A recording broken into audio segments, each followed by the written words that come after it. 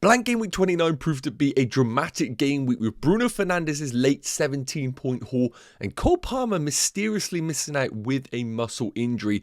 And in today's Game Week 30 transfer plan video, I will be looking at the best players to buy and of course those Palmer replacements. So as always, if you're looking forward to it, make sure to drop a like on the video and of course hit that subscribe button.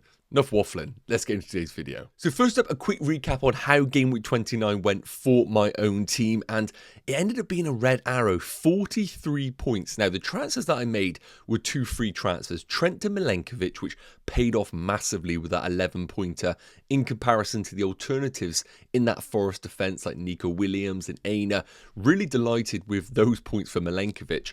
And then I done Cunha to Chris Wood. The fear got to me. I haven't really had Chris Wood all season. I was happy to go without him, but the closer we got to the deadline and the harder it was for me to get Erling Haaland in the team, it kind of made sense for me to bring Chris Wood in. And of course, with the captaincy blank, only the 4 points, with the captaincy not an ideal position.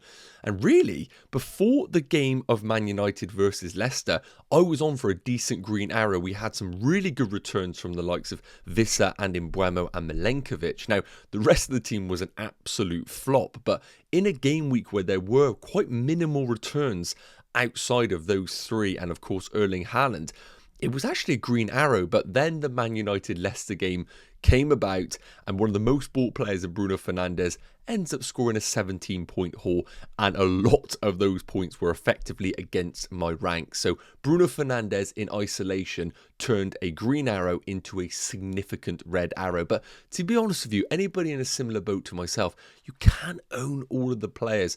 And I was always looking at this as a 2-game week move, and I felt like Bruno Fernandes away against Leicester was fantastic, but away against Nottingham Forest, not ideal. So I'm happy to reflect on those moves after Game Week 30 as opposed to Game Week 29. But honestly, anybody that went for Bruno Fernandes and captaincy, I tip my hat off to you because it was a fantastic return.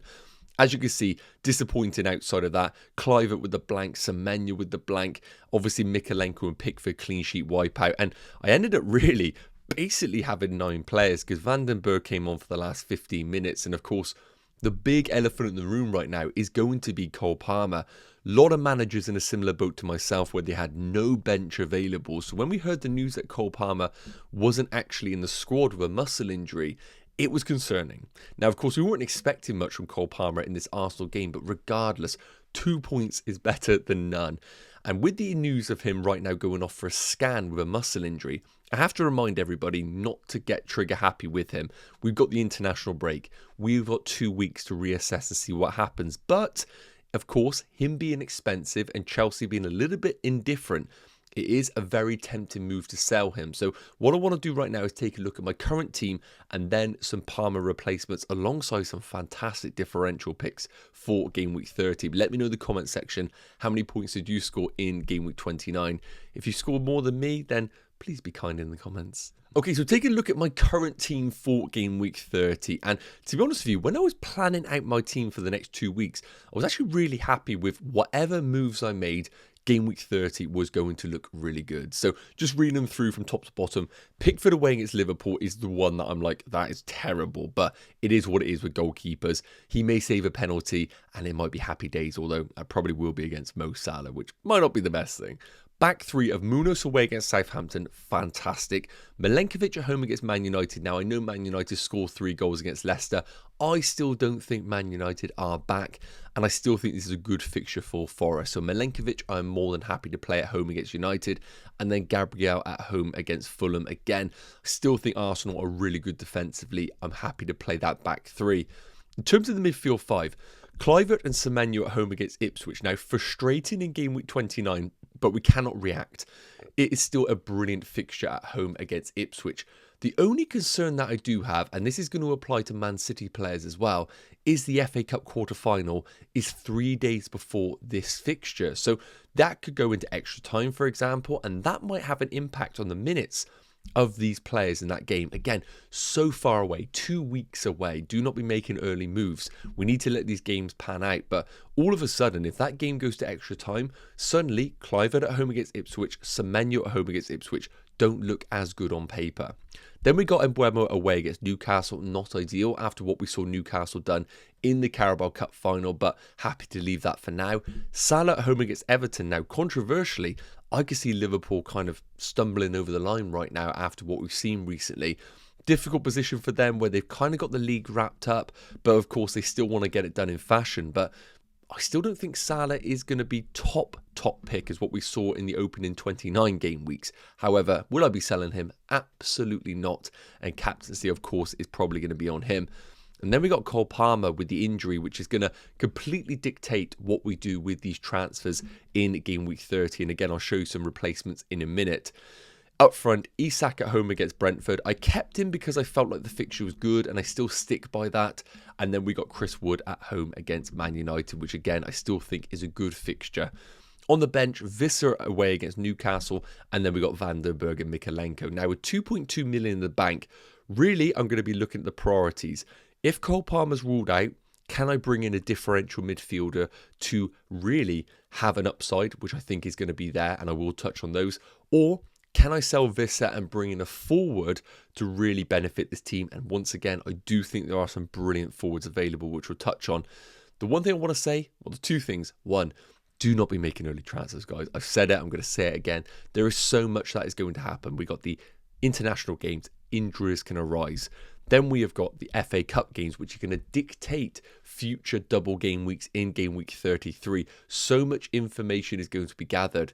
And then, of course, we're going to get the information if Cole Palmer is actually available or not. And that is going to dictate a lot of people's teams. So hold off on those transfers, but let me show you some transfers that I am potentially going to make for my team. So I don't see myself selling Cole Palmer if it sounds like he is fit. Obviously at home against Spurs, I still deem that a good game. Again, they lost 2-0 against Fulham. It just feels like they take one step forward, 2 steps back in that Spurs team. And I think it's a great fixture for Cole Palmer.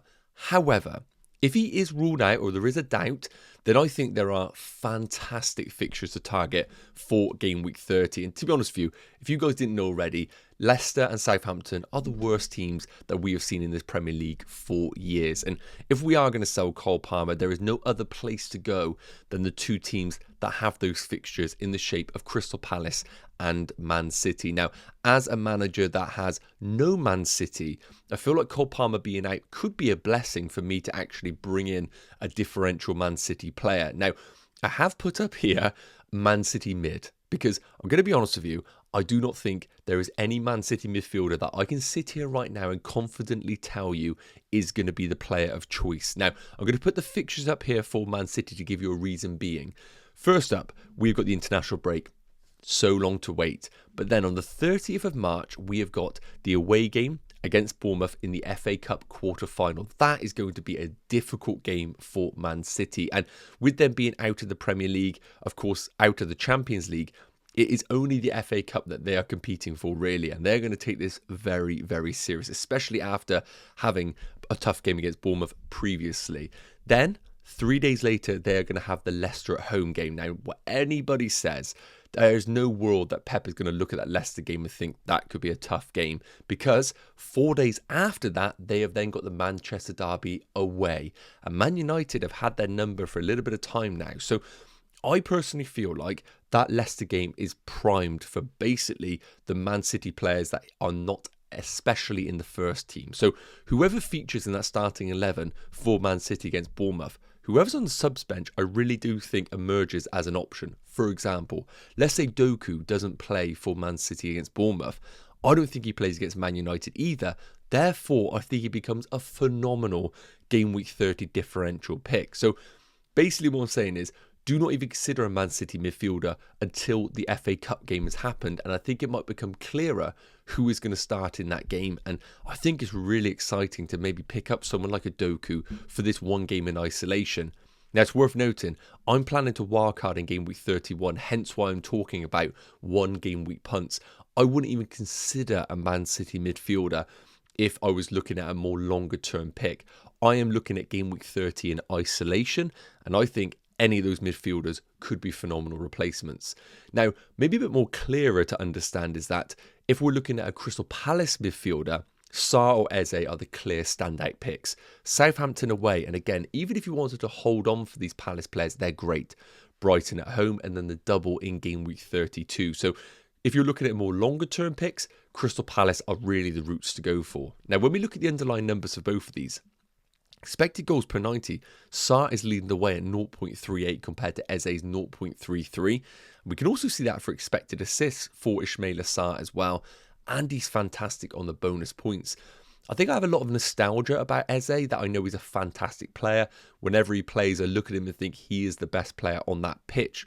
However, when we look at the numbers, it screams Ismaila Sarr being the choice. And if I had to pull the trigger on one right now, it would be Sarr. I just don't see why I would go for Eze in this situation. Even the shots per 90 are in Eze's favour, but I still think I would go for Ismaila Sarr. So I'm very clear on this. I will not be selling Cole Palmer unless it is very clear that he is ruled out. Otherwise, I think I would be very tempted by a Man City midfielder to have a punt based on what we are seeing in that Bournemouth game. Let me know your thoughts in the comment section, but I think this is the route that a lot of managers will be considering. So prior to the Cole Palmer injury news, I was always lining up a potential forward transfer for Visser. It would mean me benching a good midfielder in my team, but I felt like there was a lot of upside in game week 30 that we've kind of already covered. You can see the fixtures here. We have got Crystal Palace away against Southampton, Man City at home against Leicester, Bournemouth at home against Ipswich. Now, again, a bit of context. Of course, I am looking to wildcard in game week 31, so I'm only looking at game week 30 in isolation.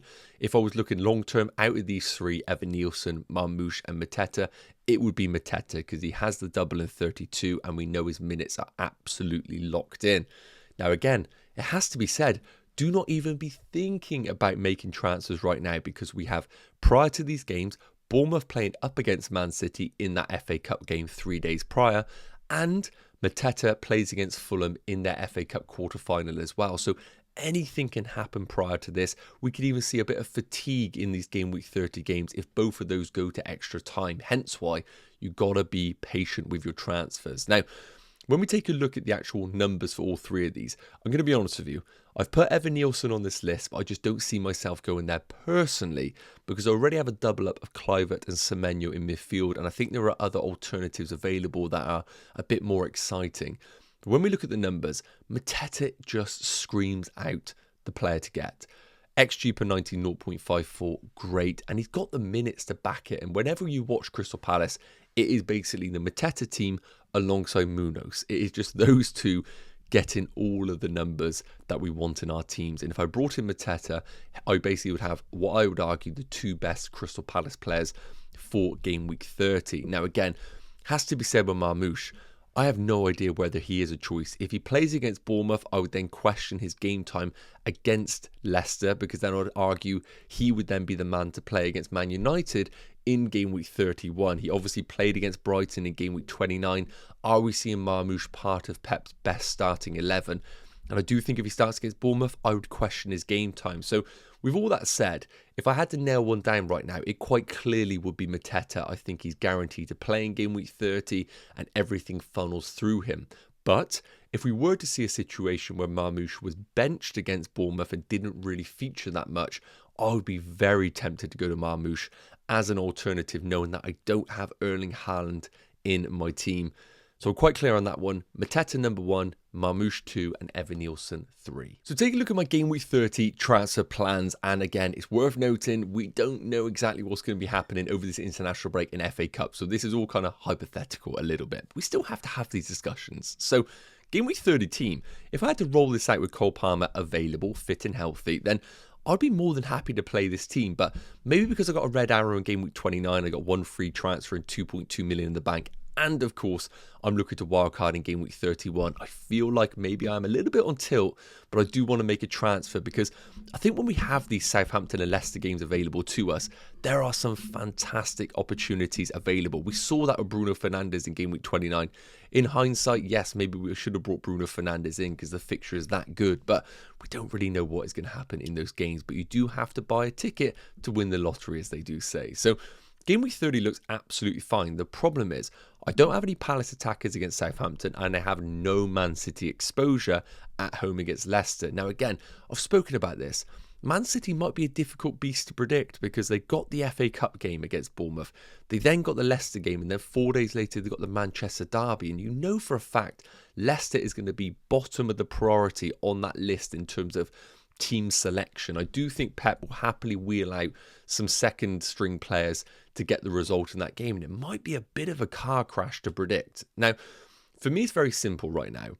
If we get a situation where Cole Palmer is pass fit, officially fit, I think the Spurs game's good, and I would default to my initial plan of selling Visser and bringing in Mateta and just getting myself a piece of that Crystal Palace attack.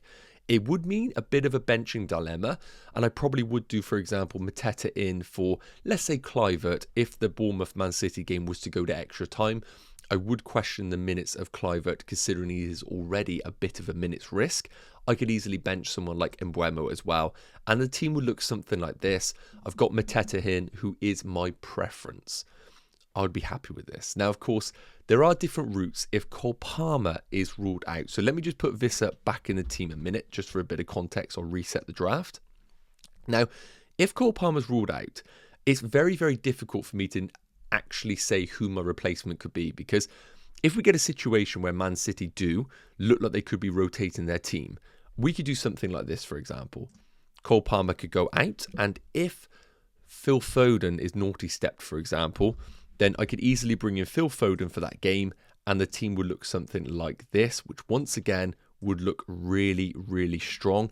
And having Phil Foden as a bit of a differential, I'll be really, really excited about. And again, the team would look like this, captaincy on Mo Salah, and I'd be delighted with that team. And it's worth noting as well, if I wanted to be really aggressive, I could then take a -4 with so much cash available and upgrade Visser still to Mateta, but I would have to deem whether a -4 would be worth it, and I just don't think it would, to be benching some great players. So that's a choice. It's worth noting. I could easily go for someone like a Doku. What I'm trying to say is the Man City midfielder is up for grabs, and it is all down to who plays against Bournemouth. But I do love the opportunity to maybe go for someone like a Doku and really go aggressive. Now, the third and final pick that I want to show you is probably a bit more of a fearful pick, and it's going to be Erling Haaland. Now, I avoided Erling Haaland in game week 29 because I didn't think the Brighton game was good, and I was looking at a 2-game week period, and I knew that not having Haaland in game week 30 is a little bit of a nightmare consideration. So there is a scenario here where if I wanted to cover myself and there was a chance that Erling Haaland was going to be just the absolute standout player in game week 30, I could sell Cole Palmer to Ismail Assar to get myself, I would argue, the second or third best Crystal Palace player. What it would mean then is selling Chris Wood straight away, which doesn't make a lot of sense against Man United, but it could then look like this if I was absolutely scared for my life about not owning him against this Leicester team, sorry. And then the team would look something like this with the transfers.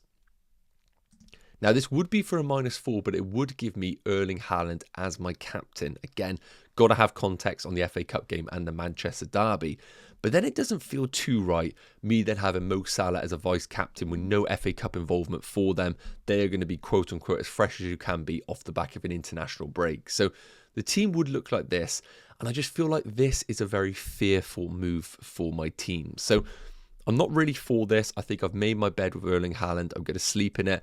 But once again, as I discussed, if we get news that Marmoush is available, then he could be a fantastic alternative. But as of right now, I'm going to keep my options open and allow the international break to happen. But you can see the opportunities that are available to my team. And as of right now, I think if Palmer's pass fit, I bring in Mateta. If Palmer's out, then I really think I'm going to chase that upside with a Man City midfielder.